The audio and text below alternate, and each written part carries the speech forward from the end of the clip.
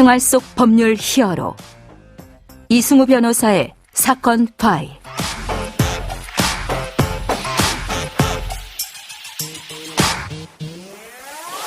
안녕하세요. 이승우 변호사입니다. 각종 사건 사고에서 여러분을 구해드리겠습니다. 오늘 열어볼 사건 파일은 손해사정사 관련 사건입니다.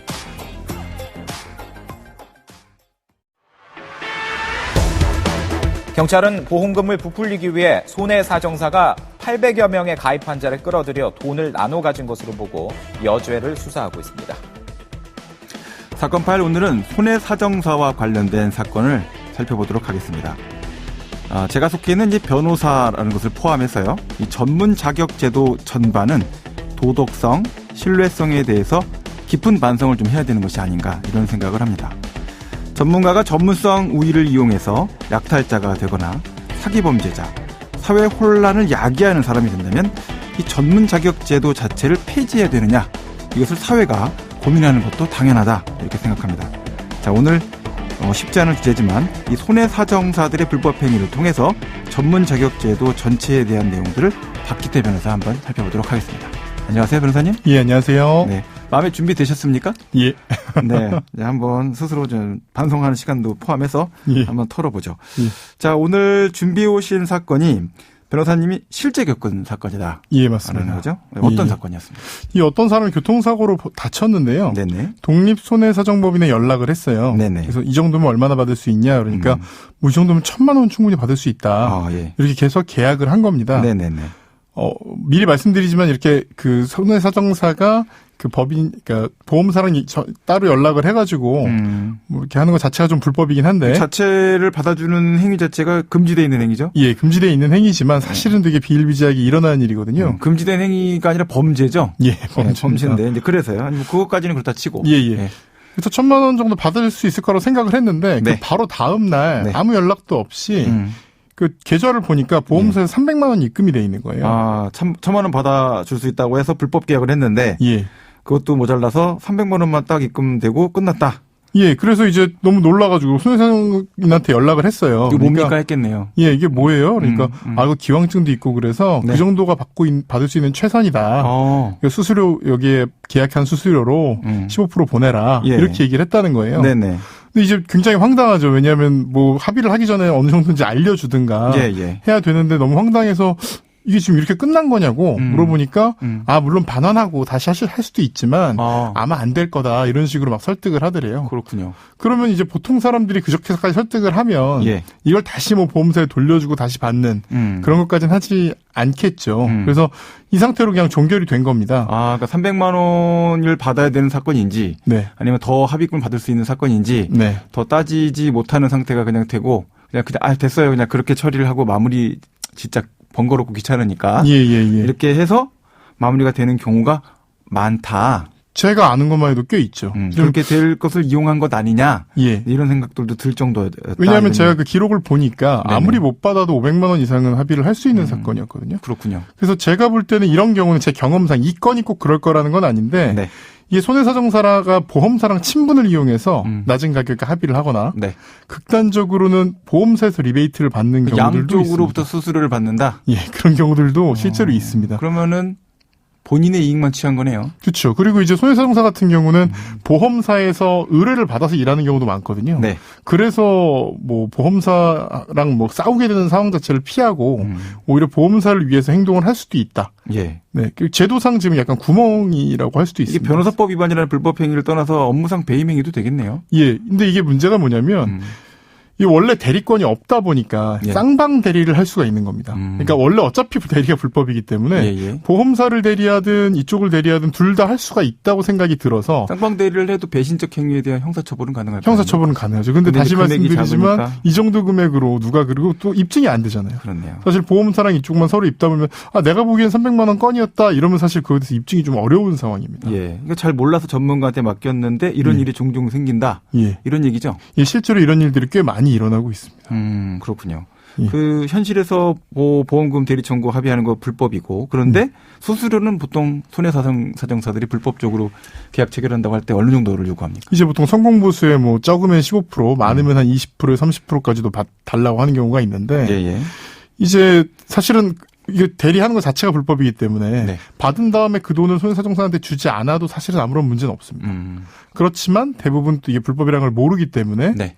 또 그렇게 하지 않죠. 직접 받지는 않죠. 손해사정사들이 받아서 예. 전달하는 구조는 거의 잘 안 취하죠. 그건 없습니다. 거의 그건 안 거의 하죠. 없다고 보시면 돼요. 일반 고객이 받아서 손해사정사한테 수수료를 다시 돌려주는 형태. 네, 맞습니다. 그 구조를 보통 취하죠. 네네. 예.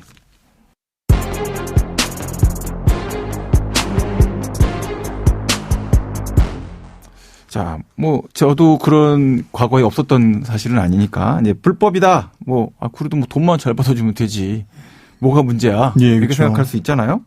자, 그런데 뭐 그렇지가 않다. 이런 네. 얘기신 거죠? 어떤 식으로 피해가 발생합니까? 지금 말씀드린 대로 제일 문제되는 건 이제 쌍방대리입니다. 네. 그러니까 보험사 입장도 좀 고려해주고 우리 쪽 입장도 고려해주고. 아니 뭐 중재해 주는 거라 생각하면 나쁠 건 없잖아요. 그런데 이제 이 사람은 그런 걸 전혀 모르잖아요. 네. 이 손해사정사가 나를 위해 최선을 다해준다. 이렇게만 생각을 내 할 텐데. 편이야라고 했더니 아니야 난 중재하는 거였어 이렇게 된다 이런 얘기군요. 그렇죠. 그리고 리베이트라는 게 애초에 불법이기 때문에 네네. 이 리베이트 규모를 보험사에서 조금만 올리면 오히려 그쪽이 더 이익이 된다면 그쪽은 돈 많고 네. 어차피 줘야 될 돈 이만큼인데 네. 그냥 너가 깎아서 주는 만큼 해서 많이 깎아주면 네. 이만큼 줄게. 그리고 극단적으로는 네. 이게 지금 첫 번째 말씀드린 이 쌍방대리 건 같은 경우고요. 네네. 또 두 번째는 뭐가 있냐면 손해사정사가 실제로 손해사정을 해야 되거든요. 예. 그러니까 손해사정이라는 게 손해가 얼마니까 평가. 실제로 어떻게든 이 평가를 얘기하는 건데 네네. 이런 식으로 돌리다 보면 사실 손해사정을 하나하나 하는 것 자체도 시간이 없을 수 있는 거예요. 그럴 수 있겠네요. 그래서 사실 그 손해사정의 내용을 거의 모르는 사람한테 예. 상담을 맡겨놓고 막 무조건 큰 돈만 얘기해서 일단 잡아온 다음에 보험사랑 얘기할 때는 그냥 적당히 합의하는 거죠. 평가 업무는 뒷전이고 그렇죠. 그냥 제밥에만 관심이 많은 상태가 될 수 있다. 원래 손해사정사는 평가를 해야 되는 사람들인데 네네. 평가를 안 하고 예. 오히려 그렇게 빨리빨리 처리를 해서 뭐 300이든 400이든 빨리빨리 털어야 어떻게 보면 영업이 되는 구조. 그 돈도 사실은 본인이 손대면 안 되는 돈이고. 예, 맞습니다. 그렇군요. 이렇게 뭐 위법행위를 하는 손해사정사도 문제인 것 같지만 네. 이걸 조장하는 거는 결국 이익의 귀속 주체는 보험사라는 거 아니에요. 예, 맞습니다. 그렇죠. 보험사가 더 문제 있는 거 아닙니까? 예, 맞습니다. 네. 이 지금 보험사가 사실은 큰 문제인데 네. 손해배상 영역 자체가 네네. 사실 사람들이 뭐 살면서 한두 번 당할까 말까잖아요. 그렇죠. 뭐 다 많이 당한 사람도 있겠지만 예. 평균적으로는 보통 한두 번 당한다고 불법행위를 치면 많이 하는 분은 많이 고소당하겠죠. 네. 그래서 교통사고가 내가 났다. 이럴 때 내가 얼마를 받을 수 있는지에 대한 정보 비대칭이 엄청나게 심각합니다. 보험사는 그런 정보가 수십만 건이 쌓여 있겠죠. 그렇죠. 거의 뭐 빅데이터이기 때문에 네네네. 여기는 그리고 지급 기준이 있어요. 예, 이 지급 예. 기준이 마치 그 사람들이 다 지켜야 되는 것처럼 얘기를 합니다. 네. 이런 어떤 침묵의 카르텔 이런 것 이렇게 극단적으로 말하면 손해사정사 업계와 보험사의 카르텔이 현재 불법 담합이죠. 예, 그렇죠. 보험사의 배만 불려주고 있는 게 아닌가. 이게 또 근본적으로는 그렇습니다. 지금 손해사정사가 코로나 이후에는 보험사에서 위임하는 손해사정사 업무가 주된 업무예요. 예. 그러다 보니까 보험사 편을 좀 들어주는 경우가 많이 생길 수밖에 없습니다. 예. 자, 이제 그런 문제가 있는데 예. 이 병원도 손해사정사와 관련성이 있습니까? 예. 이게 뭐냐면 예전에는 진짜 흔하게 병원에서 직접 손해사정사를 소개를 해주는 거예요. 예. 그러니까 다쳐서 입원을 하면 거기 병원 사무장 이런 사람들이 예. 손해사정사를 소개를 해줍니다. 손해사정사만 소개하는 게 아닙니다. 저도 경험 많이 해봐서 병원도 가보겠다 네네네. 해봤는데 손해배상 사무장들. 그렇죠. 예, 아주 그냥 문전이 닳도록 왔다 갔다 합니다. 예, 네. 맞습니다. 그러니까 그런데, 이거는 예. 반성도 필요한 부분인데 네네. 법무법인 손해배상 사무장들도 많이 왔다 갔다 하고 손해사정사들도 왔다 갔다 하는데 예. 사실 왔다 갔다 하는 것 자체보다 더 큰 문제는 아예 이렇게 카르텔이 형성이 되어 있는 거예요. 뭐냐면 A 병원에서 다치면 예. B 병원으로 감정을 보내고 네. 이 B 병원에 연결돼 있는 C 손해사정사가 이제 보험사랑 합의를 하는 이 구조가 이렇게 약간 생겨 있는 패키지군요, 거죠. 그냥. 예, 자체가. 그렇습니다. 그렇군요. 예. 그리고 그 과정에서 다 리베이트들이 생기는 거죠. 그래서 변호사님 준비하고 계신 게 맥브라이드 장애평가표. 네네. 이거를 제대로 한번 예. 사회에다가 소개하고 예. 정보 공개해서 예. 일반 시민들도 좀 접근할 수 있게끔 해보겠다. 예. 이런 좀 야심찬 예. 나름대로 꼭 야심찬 계획을 짜신 거죠. 사실 뭐 전문가를 통하면 더 좋겠지만 네. 일반 시민들도 충분히 예측 가능한 정도로 어떤 이 표나든가 이거 공개가 된다면 지금처럼 이렇게 불합리한 구조가 계속 이어지지 못할 거라고 생각합니다. 그렇죠. 판단 기준 자체가 공개되는 것 자체도 예. 굉장히 중요하다. 예, 맞습니다. 예. 지금까지 박기태 변호사와 함께했습니다. 오늘 말씀 고맙습니다. 예, 감사합니다. 생활 속 법률 히어로 이승훈 변호사였습니다. 내일도 사건에서 여러분들을 구해드릴 사건 파일 함께 열겠습니다.